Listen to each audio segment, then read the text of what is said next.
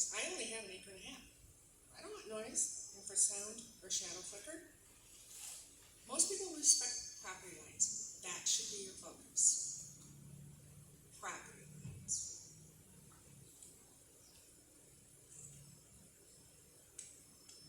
So I really encourage you to do your due diligence. Do the research from unbiased opinions. Don't talk with Apex. They only swing it one way. Listen to what your residents want to make life comfortable for everyone. Thank you.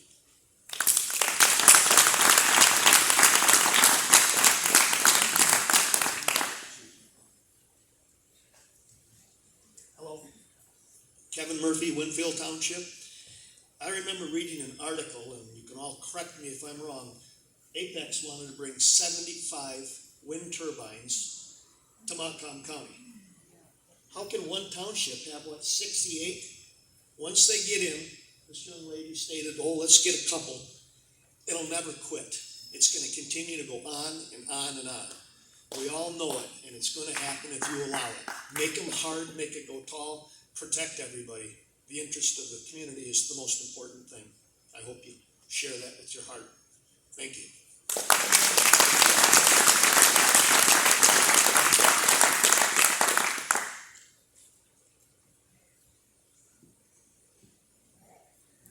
Vicky. All right.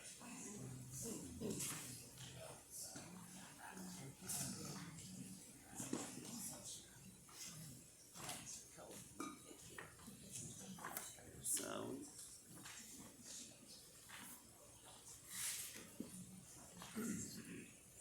Okay, Albert Young Award with Apex Clean Energy. That's no surprise to anybody. Thank you all for going through this process and starting the conversation on wind. We've said all along that we want to be constructive partners in the process. To suggest that somehow you shouldn't talk with the developer just doesn't seem like that makes any sense. If I were here to build a new Meijer grocery store, or frankly any other type of development, when we have questions as the developer, we've got to ask somebody, and the appropriate body is the planning commission and township board. The packet I just handed out is on sound.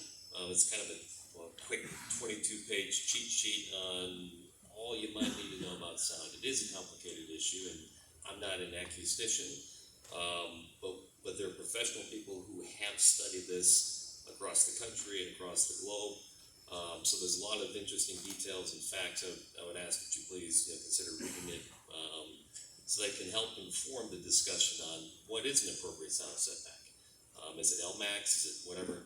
When this has been studied by the World Health Organization or any other number of entities, they talk about long-term averages, 1 hour, 10 minutes, 8 hours. The World Health Organization has done annual averages, over the course of the entire calendar year.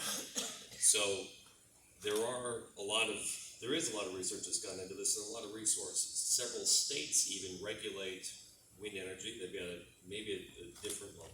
Each state does this process differently.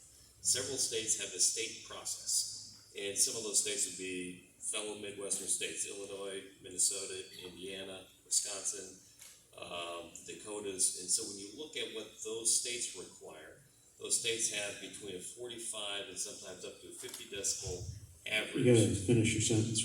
LEQ average as measured to a house. So those states have poured their entire process and resources looking at health, safety, and welfare to understand is that a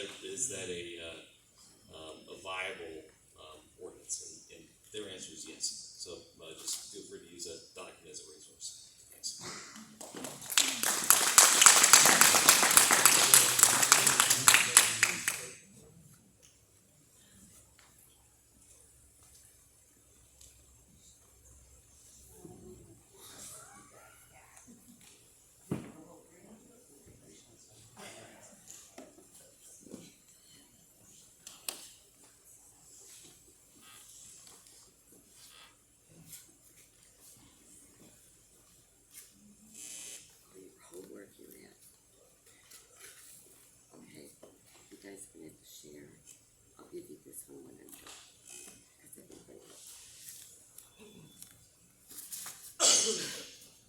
Vicki Douglas, holy moly.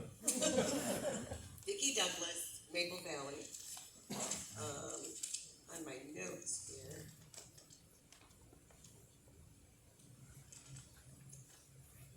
People are worried about a restrictive ordinance.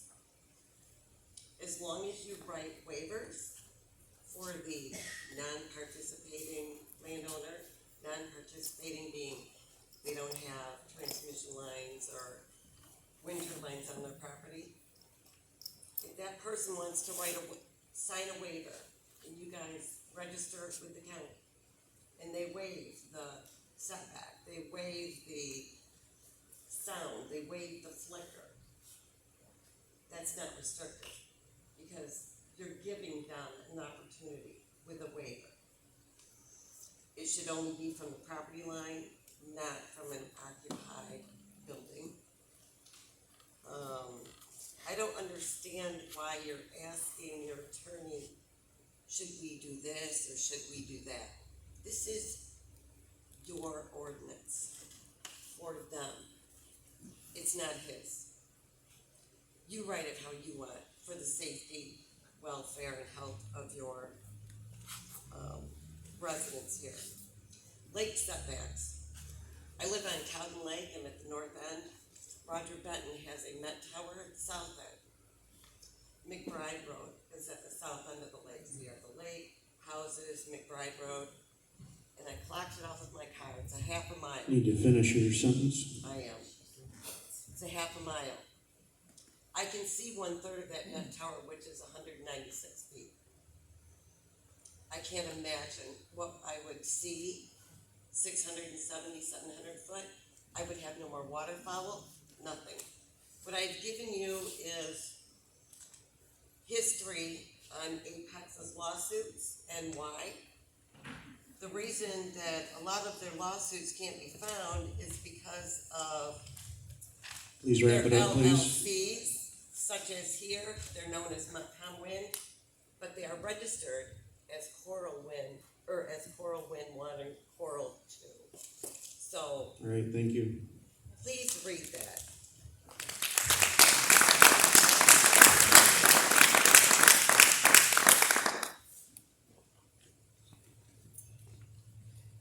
Hi, Sheila Crooks, Douglas Township. Just a little bit about what Albert said. Ohio just went back to the home rule from statewide rules because the people demanded it, and Indiana just rejected statewide rules because the people demanded it. I just wanted to say, how do I sell a property, a vacant piece of property, when the setbacks are from an occupied structure and there is no occupied structure? That creates trespass zoning. So how would I ever sell that piece of property for someone to build a home on? And I wanted to ask, post-construction testing. So how do we move a 700-foot turbine when we test post-construction? I totally agree with keeping it simple. I heard something about it can go over, the sound limit can go over once a day. So isn't all day once a day? So, you really need sound maximums. I question whether the lawyer is in a conflict when you talk about who's gonna write the ordinance, because does he wanna use somebody else's, or does he wanna spend hours writing the ordinance himself? So I've got a couple of articles. I'm sorry I didn't copy them for you. I just pulled this out because the lawyer asked for other restrictive ordinances that have been passed. He's gonna look into that, so I've got a copy of that. I'll give you that. And I've got a copy of trespass zoning, and I've got a copy of the article where Gratiot County has had to pay millions of dollars back. And I just wanted to quickly show you, as far as the hub height and the tip height go, I took this picture this afternoon from Gratiot County, and it really illustrates why you need to Okay, go you gotta with the finish tip your height. sentence, thank you.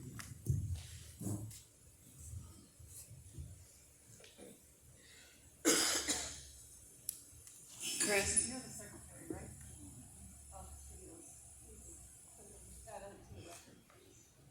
Chris, do you mind if I address one thing that she brought up to clarify?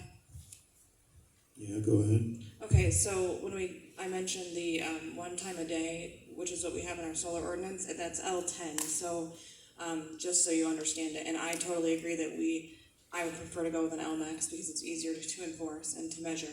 But the L10 would mean that, that noise level could exceed 45 dBA, 1 time a day, maximum for 6 Okay, minutes, thank you. just for clarification. Thank you.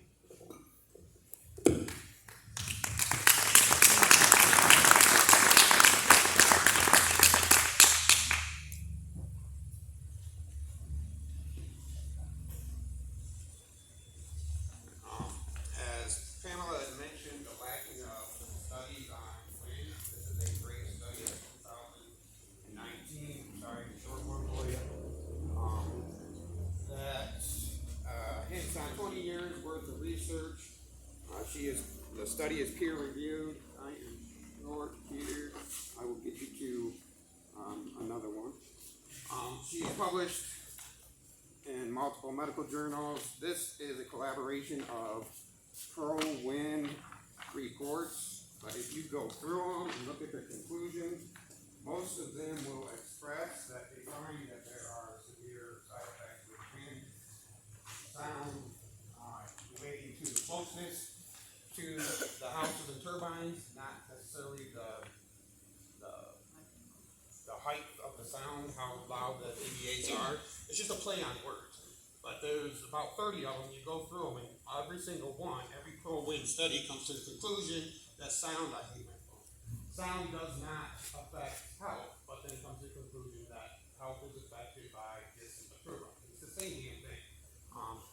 Mr. Attorney, if you can't find and figure out a conflict of interest between a few board members being paid thousands already to support this and to be teased with millions, I have no idea how to show you what a conflict of interest. If him being here, the blue shirts here, isn't a interest of a project, a whatever wording you want to call it, I don't know what more is. Besides beating around the bush, you guys that are leading to this and have the conflict of interest, this is an integrity thing. If this was a good project, it will pass without you. If it's not a good project, this whole conflict of interest is probably not worth it. It does me great, because there isn't a single thing that turns people who are on the fence against the wind like your guys' conflict of interest. To me, I don't care either way, but for your guys' own conscience, it's just not right. Time's up, thank you.